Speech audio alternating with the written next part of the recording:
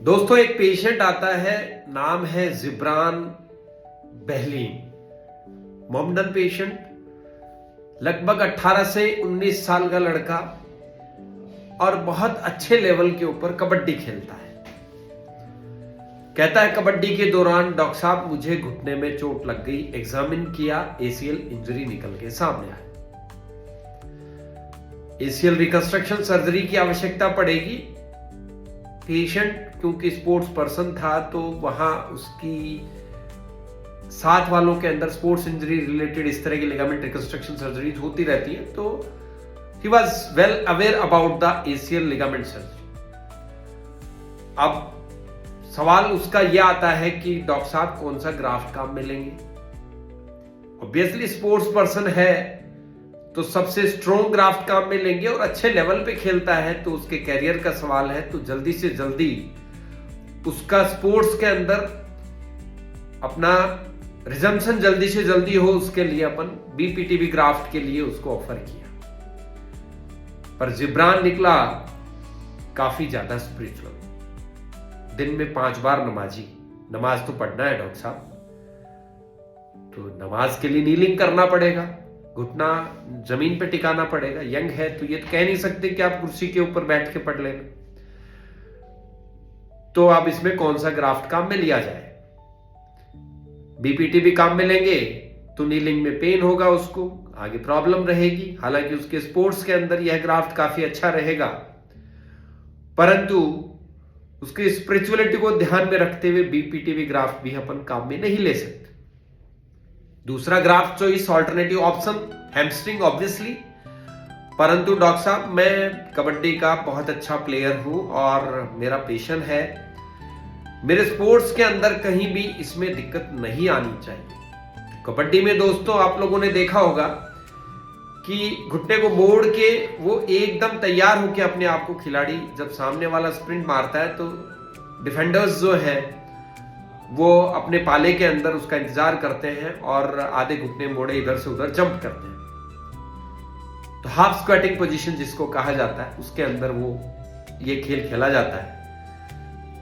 नी flexion बहुत important है sports के अंदर। तो जिब्रान ने जैसे ही बताया कि साहब मेरे स्पोर्ट्स में कोई दिक्कत नहीं आनी चाहिए, तो हैमस्ट्रिंग ग्राफ्ट ऑप्शन जो है वो एक संदेह खड़ा करता है कि हैमस्ट्रिंग मान लीजिए अपन निकाल लेते हैं तो जिब्रान का सेमी स्क्विटिंग पोजीशन या इसका जंपिंग जो है वो प्रभावित हो सकता है। तो जिब्रान में कौन सा ग्राफ्ट लेना चाहिए एसीएल रिकंस्ट्रक्शन के लिए, क्योंकि जिब्रान को नी में इंस्टेबिलिटी है तो एसीएल रिकंस्ट्रक्शन तो करना पड़ेगा। तो इस स्थिति में दोस्तों तीसरा ग्राफ्ट का ऑप्शन बचता है क्वाड्रिसेप्स ग्राफ्ट। बहुत ही प्रॉमिसिंग ग्राफ्ट जो घुटने के ऊपर की मांसपेशी से लिया जाता है। हमने क्वाड्रिसेप्स ग्राफ्ट लिया और अच्छा 10 मिलीमीटर डायमीटर का ग्राफ्ट क्वाड्रिसेप्स का लेके और एक तरफ बोन ब्लॉक लिया और जिब्रान के अंदर एसीएल का रिकंस्ट्रक्शन किया। और जिब्रान का ना तो स्पोर्ट्स से रिलेटेड कोई इशू रहा, ना उसके नमाज में कोई दिक्कत आई, और फॉर्चुनेटली जिब्रान सर्जरी के 6 महीने के बाद वापस उसी लेवल के स्पोर्ट्स के अंदर पार्टिसिपेट भी करने लग गए और खेलने लग गए।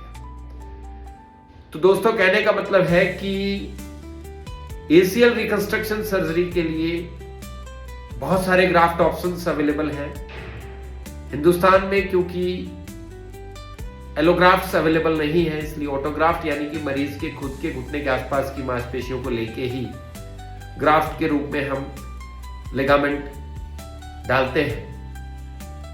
तो जिसके अंदर बीपीटीबी स्पोर्ट्स पर्सन में घुटने के नीचे के हिस्से से लिया जाता है।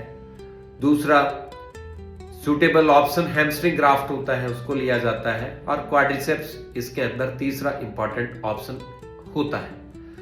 इसके साथ साथ मल्टी लिगामेंट इंजरीज हो या फिर रिवीजन एसीएल रिकंस्ट्रक्शन सर्जरीज हो, उनके अंदर एंकल के पास से पेरोनियल मसल्स या फिर आजकल नया ग्राफ्ट है जिसे रेक्टस फिमोरिस ग्राफ्ट भी कहा जाता है, को भी इस्तेमाल किया जाता है। ये ऑप्शन जिस घुटने के अंदर सर्जरी हो रही है उसके अंदर, हाँ, दूसरी तरफ के घुटने से भी ग्राफ्ट लिए जा सकते हैं। तो किसी भी तरह का नी लिगामेंट इंजरी हो, ग्राफ्ट की कोई इशू नहीं है। सारे ऑप्शंस हमारे पास अवेलेबल हैं और जिस तरह का पेशेंट का डिमांड हो, जिस तरह का पेशेंट का रिक्वायरमेंट हो, जिस तरह की भी आवश्यकता हो, उसके अनुसार ही हम ग्राफ्ट को सेलेक्ट करके उसको ऑप्शन देते हैं और लिगामेंट सर्जरीज नी जॉइंट के लिए 100% रिजल्ट्स देने की कोशिश करते हैं।